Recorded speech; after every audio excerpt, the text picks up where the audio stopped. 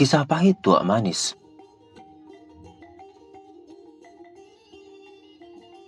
Dahulu kala di pinggiran Danau Toba, terdapat seorang lelaki tua yang bernama Jalo Tua. Ia hidup dari sepetak sawah pemberian mertuanya. Ia hidup bersama burunya, Pita Bagot Nauli. Ayah, mengapa setiap lelaki di kampung ini selalu menggodaku? Burung, kau telah tumbuh dewasa. Kau mewarisi kecantikan ibumu yang luar biasa. Tapi ingat, kau tidak boleh sombong pada siapapun. Jadilah seperti namamu, Nauli. Baik, Ayah. Pita Bagot Nauli memiliki kecantikan yang luar biasa. Ia sangat turut dengan nasihat orang tua satu-satunya. Pita telah lama ditinggalkan ibunya, kini ia pun harus merawat ayahnya yang mulai sakit-sakitan. Pita, Pita, Ada apa mencariku Amang Boru? besok kau datang dulu ke rumah, kau bantu Amang Borumu. Karena besok Amang Boru mau pergi ke istana negara mengusir corona dari bangsa kita. Baik, Amang Boru. Beruntung Pita bisa mencari penghasilan lain. Meski hanya mendapat upah semangkuk beras, itu sudah cukup membuat Pita dan ayahnya bahagia. Sementara hasil sepetak sawah hanya bisa membayar cicilan utang pengobatan ayahnya. Itu, capek kali kau tengok ke sana kemari. Kau kawin saja sama kau tinggal tenang. Itu mungkin bisa membahagiakan aku. Tapi bagaimana nanti dengan ayahku? Apa itu mau nanti mengurus mertua yang sakit dan tak bisa apa-apa? Gampang lah itu. Aku pria penuh perhatian dan panjang sabar. Dan tenanglah, begitu nanti kita kawin, ayahmu pasti langsung sembuh selamanya. Selamanya. Alah, kau kasihlah nanti lanet biar mertuamu sembuh selamanya. Sama aku aja lah, Tok. Rambung kami luas. Nanti kita kasih sama tulang itu sebagian, biar tinggal minta setoran dia kalau udah menderes. Makasih itu yang baik hati. Biarlah aku mengerjakan pekerjaanku. Kalau kita jodoh, aku takkan kemana. Kesengsaraan hidup yang dialami oleh Jalo Tua dan Pita seakan tidak pernah berhenti. Suatu ketika orang kaya itu datang ke rumah Jalo Tua. Macam mananya ini? Sedikit kali padi ini. Kalau gini terus-terusan kapan lagi bisa lunas utangmu? Tuan, panen kali ini sedikit. Kami hanya mengambil sedikit padi untuk kebutuhan. Agar sekarang kami bisa membayar seperti panen tahun yang lalu. Pokoknya mulai sekarang, itu sawah sudah menjadi pembayar utangmu. Aku sudah tak sabar lagi menunggu, dan harus pulak balik meminta utangmu. Tuan, jika Tuan mengambilnya, dari mana kami bisa hidup lagi? Bapakmu kan bisa menangkap haruting di Tautuba untuk kalian makan. Tuan, apakah tidak ada pilihan lain untuk kami, agar sawah peninggalan Opung bisa kami usahai? Jika sepetak sawah itu sangat berharga, bagaimana? Apa kau bisa membayar utang bapakmu? Jika Tuan setuju, biarlah aku saja menjadi pembayar utang ayahku. Baiklah, ku beri waktu hari ini untuk mempertimbangkannya lagi. Kira tanganmu besok pada tengah hari menjadi jawaban. Saya pamit, Horas. Orang kaya itu berlalu dari rumah Jalo Tua dan sangat senang dengan penawaran Pita, sebab ia pun sudah lama menginginkan Pita Bagot Nauli. Ia akan jadikan istri kelima. Baru, kenapa kau berkorban begitu besar? Tidakkah lebih baik kita lepas saja sawah itu?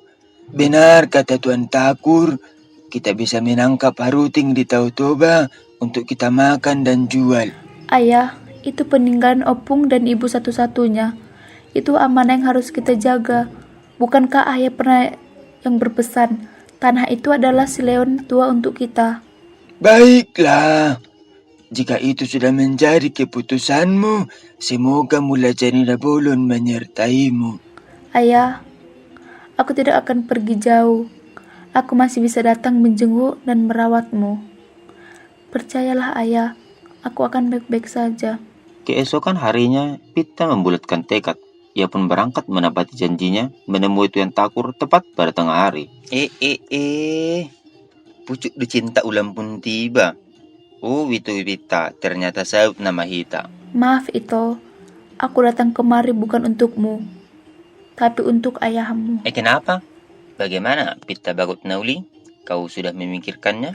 Aku datang sebagai pengganti utang ayahku. Berjanjilah menghapus utang ayahku, tapi aku punya satu permintaan. Aku Tuan Takur tidak pernah ingkar janji. Katakan, apa permintaanmu? Aku rela kau suruh apa saja, tapi biarkan aku bertemu dan merawat ayahku. Tidak masalah, Aku beri waktu 1 hari dalam 1 minggu bertemu dan merawat ayahmu. Dan mulai sekarang, kau menjadi istriku yang kelima. Lihatlah si Pinta. Dia bernasib sama dengan kita. Tapi kita harus pastikan dia tidak bisa lebih baik dari kita. Sebagai istri muda, Pita sangat diperhatikan Tuan Takur. Namun malang, keempat istri terdahulunya sangat iri. Berbagai macam siksaan diperlakukan untuk Pita.